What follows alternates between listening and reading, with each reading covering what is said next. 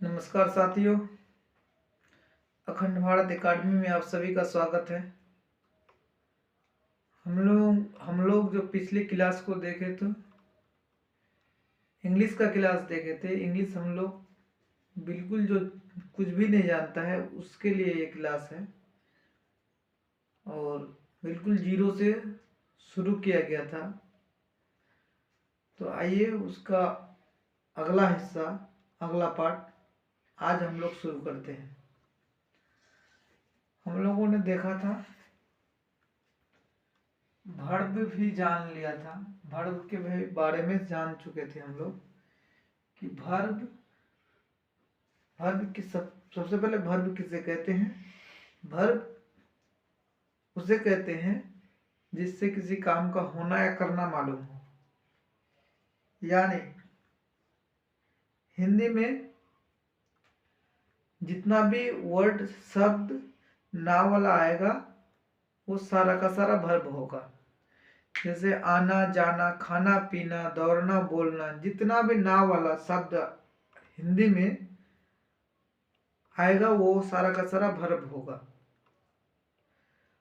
तो आना जाना, खाना पीना, दौड़ना हिंदी में ये वर्ब है। तो इसका सबका अपना अपना इंग्लिश वर्ड भी होगा, तो वो भी वर्ब होगा। तो एक वर्ब का 5 रूप होता है, ये भी हम लोगों ने जान लिया था।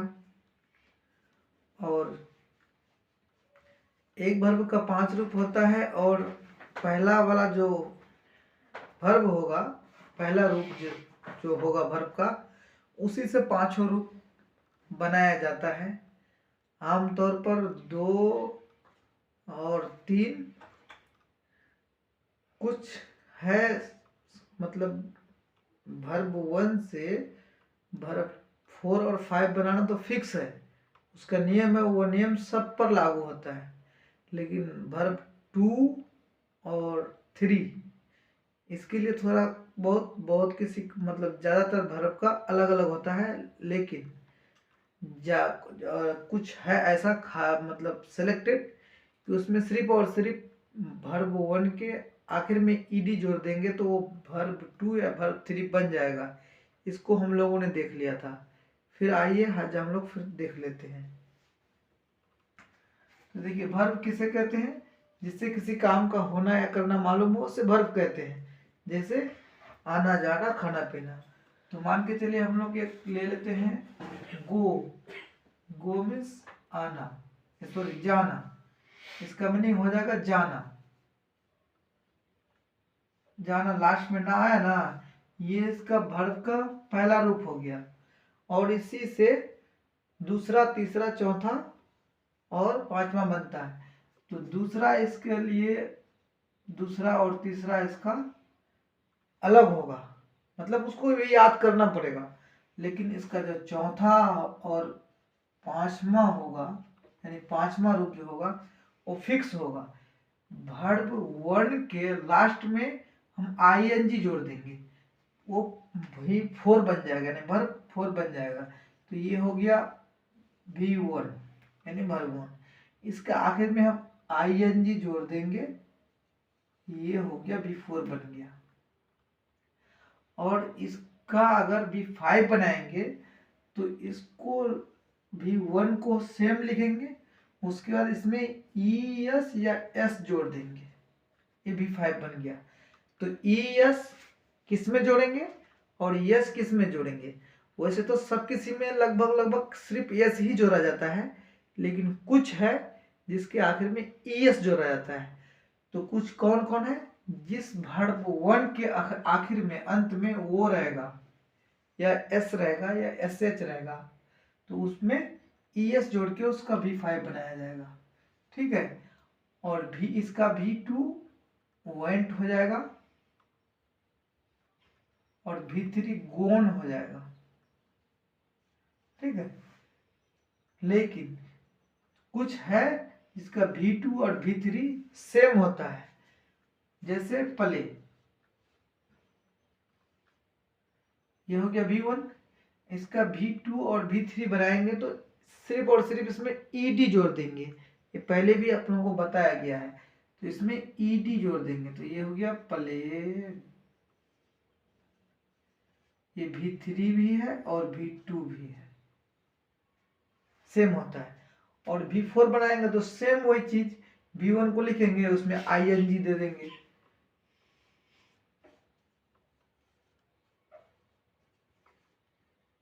और V5 बनाएंगे तो केवल S जोड़ देंगे, उस पर भी V5 बन जाएगा। तो इतना हम लोगों ने सीख लिया था, इससे आगे हम लोगों को सीखना था, इससे आगे हम लोगों का क्लास चलेगा आज। लेकिन कुछ जो पिछले वीडियो में पिछले क्लास में बताया गया था उसको हम दोबारा से बता देते हैं। देखिए A से Z तक जो ये 26 लेटर है, इसको हर एक को लेटर बोला जाता है, लेकिन वही अगर सब किसी को एक साथ बोलेंगे तो लेटर्स बोलेंगे, क्योंकि ये प्लूरल हो जाएगा। और इन सब का जो एक मिलके एक जो ग्रुप बनेगा उस ग्रुप को अल्फ़ाबेट बोला जाता है।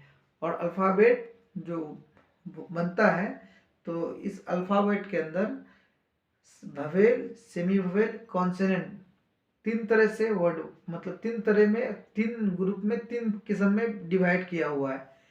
तो ववेल 5 है, A, E, I, O, U, ये पांचों ववेल है। W और Y सेमी ववेल है, बाकी जितना बचा हुआ है वो कॉन्सोनेंट हो जाएगा।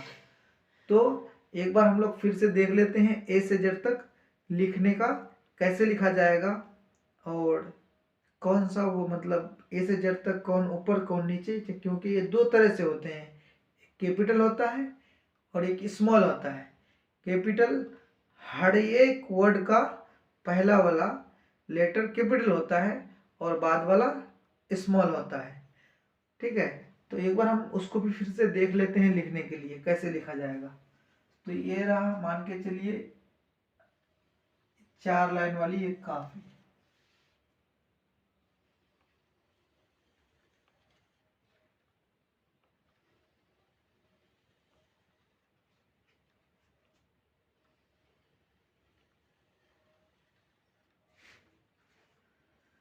तो हम कैपिटल को जो लिखेंगे तो कैपिटल को 4 लाइन वाली कॉपी में जो है, 4 लाइन का वाली कॉपी में 3 लाइन जो ऊपर में है उस 3 लाइन के अंदर अंदर लिखेंगे, ना ही बाहर, ना ही मतलब ना ही बाहर जाना चाहिए 3 लाइन से, और नहीं 3 लाइन में थोड़ा मतलब भी छूटना भी चाहिए, यानी 3 लाइन पूरा मेकअप होना चाहिए। तो इस तरह से हम लिखेंगे, थोड़ा ठहर ठहर के लिख के बताते हैं, क्योंकि ये बेसिक क्लास है। जो कुछ भी नहीं जानता है, जो सीखने के इच्छुक हैं, उसके लिए है ये क्लास। क्योंकि हमको आम मतलब पर्सनली कुछ आदमियों ने बताया था, मतलब रिक्वेस्ट किया था कि आप ऐसा क्लास दीजिए कि हम कुछ नहीं जानते हैं, और मेरा उम्र भी नहीं है किसी स्कूल या किसी का मैं कोचिंग सेंटर में जाके सीखने का, कि हम जाके सीखें। तो कुछ ऐसा अगर जब आप बना रहे हैं, मेहनत कर रहे हैं, तो आप ऐसा वीडियो बनाइए कि हम भी कुछ आपका वीडियो देख के सीख जाए। तो ये उसके लिए भी है, ठीक है, खास तौर से उसके लिए है जो कुछ नहीं जानता है। तो हम थोड़ा ठेर ठेर के लिखने के लिए आपको बता रहे हैं। तो सबसे पहले हम लोग लिखेंगे A,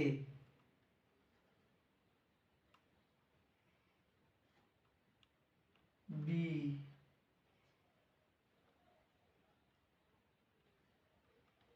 C, D, E, F, G, H,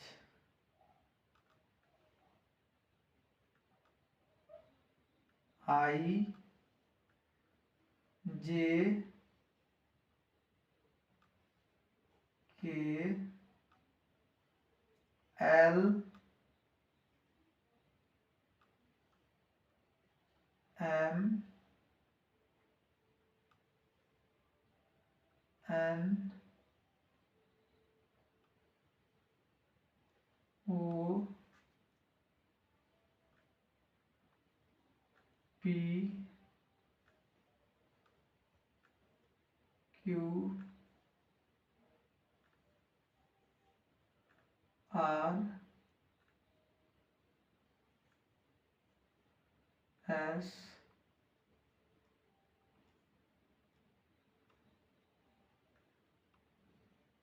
you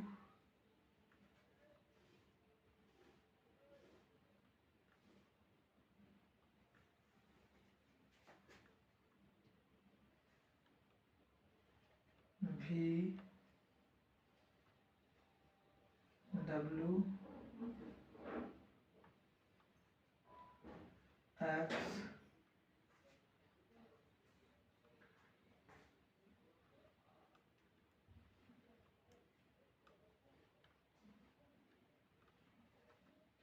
Z. इस तरह से कैपिटल सब मतलब इंग्लिश का जो 26 लेटर है कैपिटल इस तरह से लिखा जाएगा A B C D E F G H I J K L M N O P Q R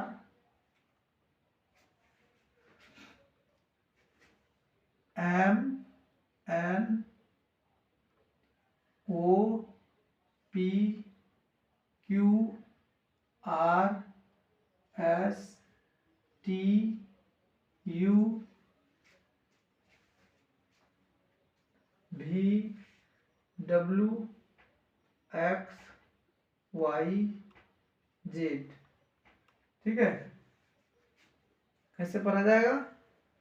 A B C D E F G H I J K L M N O P Q R S T U V W X Y Z. ये हो गया capital. Small भी एक बार लिख के दिखा देता हूं।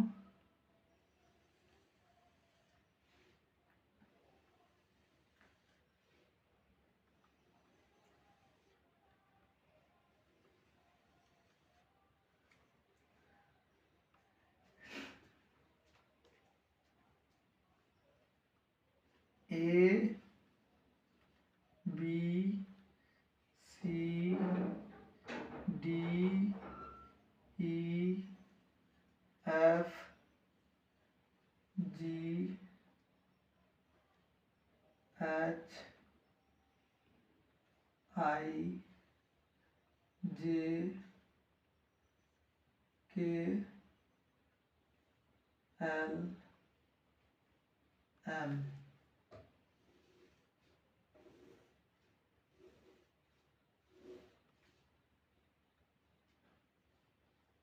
N O P Q R S T U P W X Y Z. ये हो गया स्मॉल। ये बात हम लोगों को ध्यान में रखना है कि स्मॉल जब लिखेंगे कौन 3 लाइन ऊपर, कौन 3 लाइन नीचे, कौन पूरे 4 लाइन के अंदर और कौन 2 लाइन के अंदर आएगा, ये बात ध्यान में रखना पड़ेगा। और यही बात बेसिक जानकारी के लिए ये बात जरूरी है, ये ध्यान रखना जरूरी है। तो ए 2 लाइन के अंदर, बी ऊपर 3 लाइन के अंदर, सी 2 लाइन के अंदर, डी ऊपर 3 लाइन के अंदर, ई 2 लाइन के अंदर, एफ 4 लाइन के अंदर, जी नीचे 3 लाइन के अंदर, एच ऊपर 3 लाइन के अंदर, आई 2 लाइन के अंदर, जे नीचे 3 लाइन के अंदर, के ऊपर 3 लाइन के अंदर, एल ऊपर 3 लाइन के अंदर, एम 2 लाइन के अंदर, एन 2 लाइन के अंदर, ओ 2 लाइन के अंदर, पी नीचे 3 लाइन के अंदर, क्यू नीचे 3 लाइन के अंदर, आर 2 लाइन के अंदर, एस 2 लाइन के अंदर, टी ऊपर 3 लाइन के अंदर, यू 2 लाइन के अंदर, भी 2 लाइन के अंदर, W 2 लाइन के अंदर, X 2 लाइन के अंदर, Y नीचे 3 लाइन के अंदर, Z नीचे 3 लाइन के अंदर। ठीक है, ये हम लोग को अच्छी तरह से ध्यान रखना चाहिए और ध्यान रखना पड़ेगा। और इसको एक 4 लाइन वाली कॉपी में बार बार लिखना है और बिना देख के लिखने सीखना है। और बिना देख के लिखने सीखने के साथ किसका नाम ए है, किसका नाम बी है, किसका नाम सी है, ये भी सीखना पड़ेगा। ठीक है, उसके बाद इसका अगला स्टेप क्या होगा कि हम लोग एक सादा पेज लेंगे, सादा कॉपी लेंगे। सादा कॉपी में जब हम लिखने के लिए सीख जाएंगे बिना देख के, हम सादा पेज लेंगे, सादा कॉपी लेंगे, उसमें लिखेंगे। उसमें क्या कैसे लिखेंगे, हमको ऐसे लिखेंगे। ये अब बी ऊपर 3 लाइन में आएगा तो इस तरह से लिखेंगे कि हम पता देखने वाले को पता लगना चाहिए कि नहीं ये ऊपर उग जाएगा। तो बी थोड़ा ऊपर दिखा देंगे कि ऊपर जाएगा। सी 2 लाइन के अंदर आएगा, डी भी थोड़ा ऊपर जाएगा, ई 2 लाइन के अंदर आएगा, एफ 4 लाइन के अंदर आ जाएगा। तो थोड़ा थोड़ा नीचे भी दिखाएंगे, थोड़ा ऊपर भी दिखाएंगे। एफ के बाद जी नीचे 3 लाइन में आएगा, हाँ, एच ऊपर 3 लाइन में आएगा, आई 2 लाइन के अंदर आएगा, जे नीचे 3 लाइन में आएगा, के ऊपर 3 लाइन में आएगा, एल ऊपर 3 लाइन में आएगा, एम 2 लाइन के अंदर आएगा, एन 2 लाइन के अंदर आएगा, ओ 2 लाइन के अंदर आएगा, हाँ, पी नीचे 3 लाइन में आएगा, क्यू नीचे 3 लाइन में आएगा, आर 2 लाइन के अंदर, एस 2 लाइन के अंदर, टी ऊपर 3 लाइन, यू 2 लाइन। ठीक है, उसी तरह से भी 2 लाइन, W भी 2 लाइन के अंदर, X भी 2 लाइन के अंदर, Y नीचे 3 लाइन के अंदर, Z नीचे 3 लाइन के अंदर। इस तरह से जब हम 4 लाइन वाली कॉपी में लिखने सीख जाएंगे, उस तरह से एक बार हमको सादा कॉपी में, सादा पेज में इस तरह से लिखने सीखना है। इस तरह से जो सीख गया हम तो मेरा एक स्टेप पार। ठीक है, तो आइए हम लोग इससे आगे आज देखते हैं। इन सबको हमने पहले क्लास में ही देख लिए थे, आज थोड़ा रिवाइज हो गया दोबारा। तो ठीक है, इससे आगे सीखते आएंगे।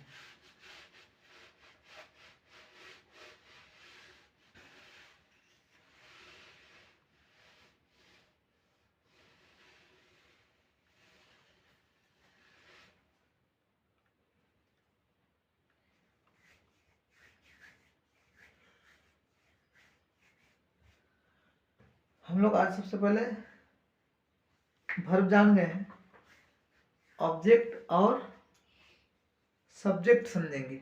सब्जेक्ट किसे कहते हैं, ऑब्जेक्ट किसे कहते हैं।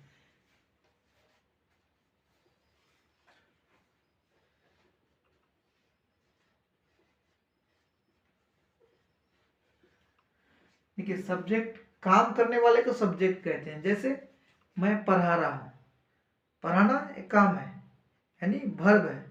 वर्ब काम मतलब वर्ब, तो पढ़ाना काम है, मैं पढ़ा रहा हूँ, आप पढ़ रहे हैं।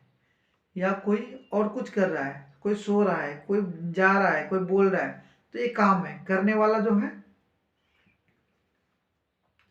जो भी कोई काम करता है वो सब्जेक्ट हो गया। तो काम करने वाले को सब्जेक्ट कहते हैं।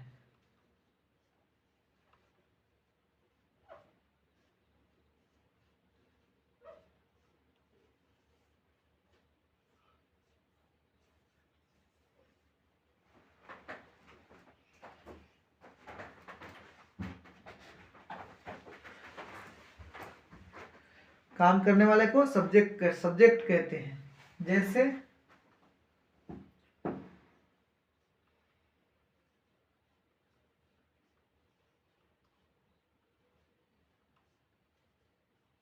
राम जाता है, इसमें राम सब्जेक्ट है। क्या है, राम सब्जेक्ट है। तो वही ऑब्जेक्ट किसे कहते हैं, जिस पर काम का फल पड़े।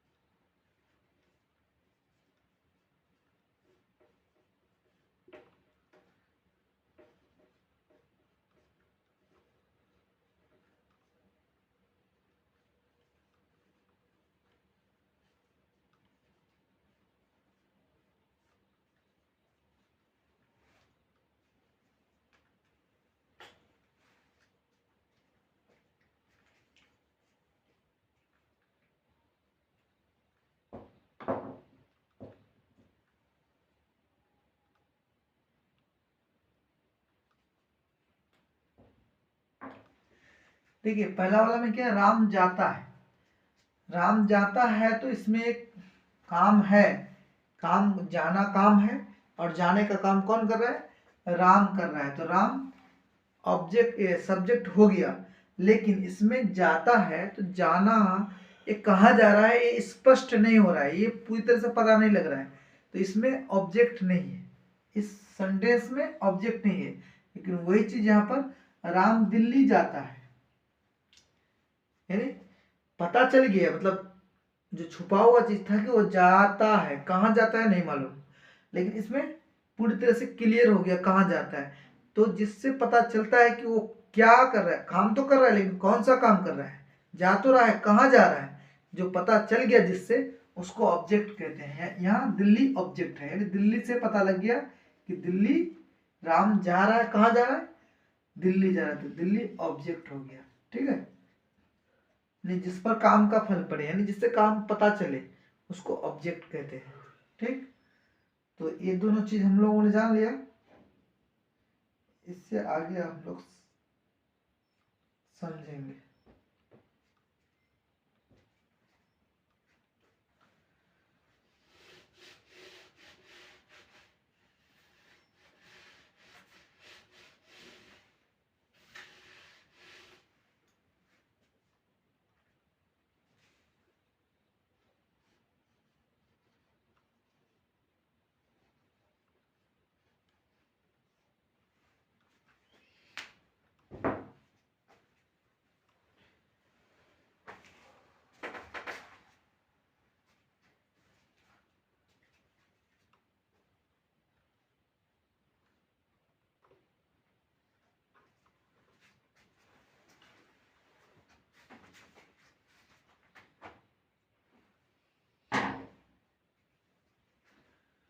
तो आइए हम लोग टेंस को देखते हैं, टेंस के बारे में शुरू करते हैं, और टेंस से ही हम लोग अपना क्लास को आज आगे बढ़ाते हैं।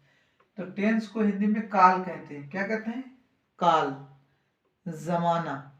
ठीक है, तो टेंस तीन प्रकार के होते हैं। पास्ट, पहले प्रेजेंट ही लिख लेते हैं, present tense, past tense, future tense.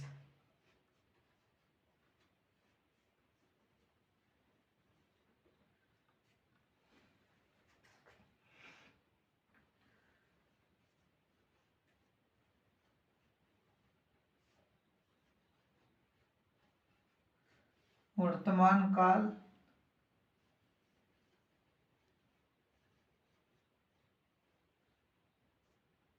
भूतकाल,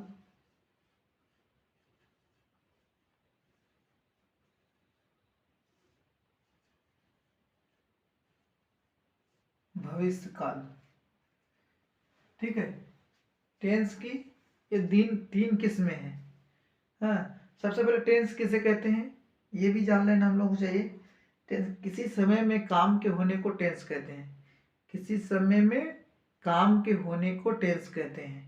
तो काम होने का अलग अलग समय हो सकता है, तो अलग अलग समय में होने के कारण इसको तीन भागों में बांटा गया है, present tense, past tense, future tense.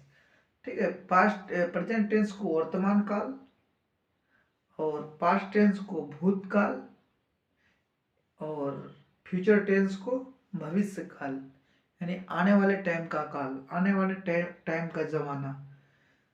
और हर एक टेंस का चार चार भेद है, हर एक टेंस के अंदर चार चार किस्म का टेंस है, हर एक के अंदर है।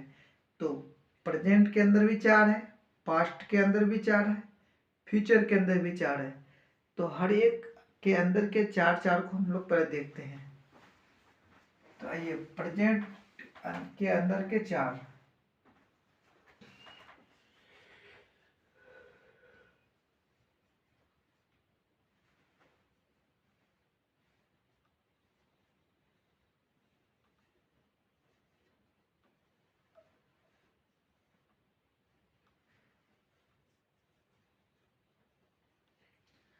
Present indefinite tense,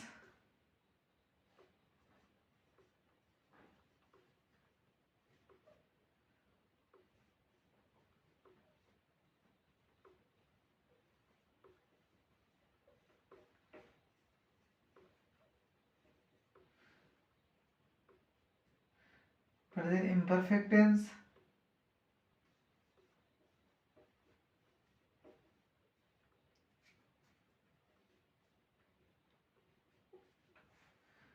present indefinite tense, present imperfect tense, present perfect tense, present perfect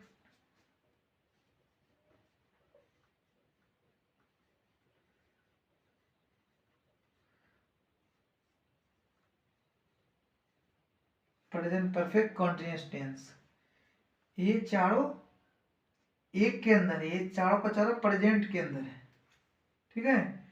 present indefinite tense, present imperfect tense, present perfect tense, present perfect continuous tense. उसी तरह से चार चार इसके अंदर भी होगा। तो ये चारों का ये जो चार है, पर indefinite tense, imperfect tense, perfect tense, perfect continuous tense, इसका मतलब ये नीचे आएगा, इसका मतलब ये नीचे आएगा, ठीक है। तो ये जो चारों है, ये चारों सब किसी, ये चारों इसके अंदर भी है, नहीं इसी इसके अंदर जो चार है, यानी पास्ट के अंदर जो चार है, ये चारों तो इसका चार हो गया, और इसके अंदर भी जो चार है यही नाम है, सेम नाम है। इसके अंदर जो चार है सेम नाम है, बस यहाँ वाला सिर्फ चेंज हो जाएगा। क्या होगा, यहाँ वाला सिर्फ चेंज हो जाएगा।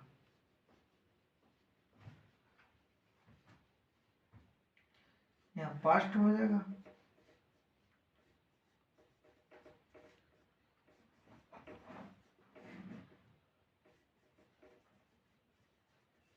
बस, और कुछ नहीं। फिर इसको चेंज करके ये हो जाएगा। यानी ये चार जो है, ये चार चारों के अंदर है, ये चारों जो टेंस है चारों के अंदर है। तो कुल मिलाकर चार या 12 टेंस है। हम लोगों को 12 टेंस देखना है, बारी बारी एक एक करके सभी टेंस को देखना है। तो एक काम करते हैं, हम सब किसी का 12 का 12 लिख देते हैं एक साथ।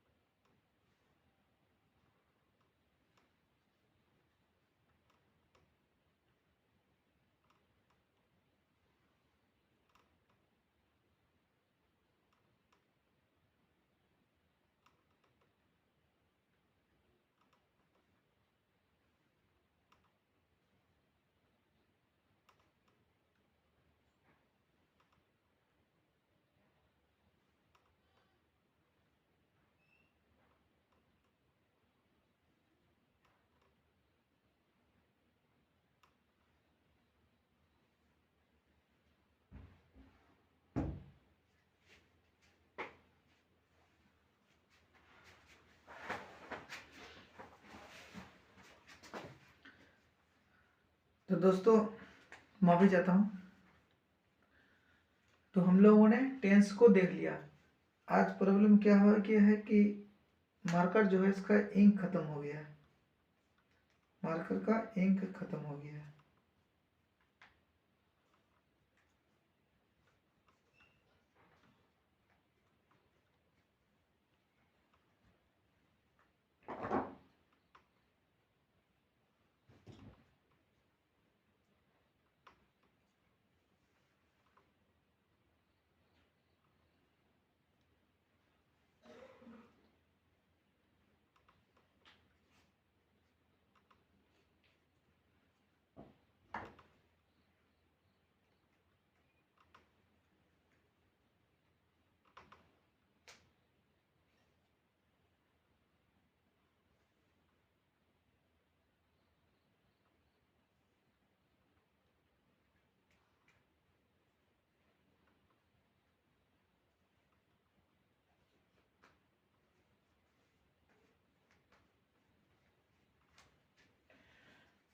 तो दोस्तों हम लोगों ने आज टेंस को देखा है। टेंस के बारे में सिर्फ जाना है।